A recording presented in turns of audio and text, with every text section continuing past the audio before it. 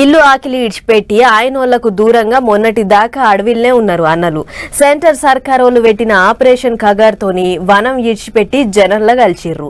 రానైతే వచ్చిర్రు గాని ఏం పని చేయాలో తెలుస్తలేదు, ఎట్లా బతకాలో అర్థమైతలేదు. అగో అందుకే లొంగిపోయిన అన్నల కొరకు ఇసొంటి ఉపాయం చేసింది తెలంగాణ సర్కారు. రైట్, అన్నలకు ఉపాధినిస్తున్నారు తెలంగాణ గవర్నమెంట్ వాళ్ళు.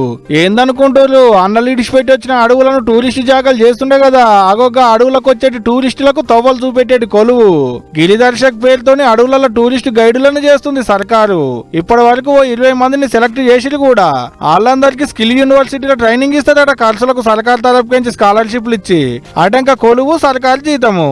మొత్తం 20 మందే కాదు కదా లొంగిపోయింది అంటారా, తతిమూలకు కూడా ఇస్తారు. కానీ ఇప్పటికైతే ఇళ్ళ వరకు ఇగిట్లయితే అడవులకేంచి వచ్చి తుపాకులు ఇడిచిపెట్టి జనజీవనంలో కలిసిన అన్నలకు ఉపాధి కల్పించినట్టుంటది. అడవి అందాలను చూసేందుకు వచ్చేటోళ్లకు దగ్గరుండి చూపెట్టినట్టు ఉంటది అనేది సర్కారు వాళ్ళ ఆలోచన కావచ్చు. మరి వీళ్ళనే ఎందుకు గిట్లా గైడ్ గా పెట్టిలంటే ఏండ్లకేండ్లు అడవులలో ఉన్నోళ్ళు అడవిలో ఏ చెట్టు ఉంది, ఏ పుట్టు ఉంది, నీళ్ళేడ దొరుకుతాయి, ఏ తవ్వకుండా పోతే ఏడికెళ్తామో అన్ని తెలిసిన వాళ్ళు.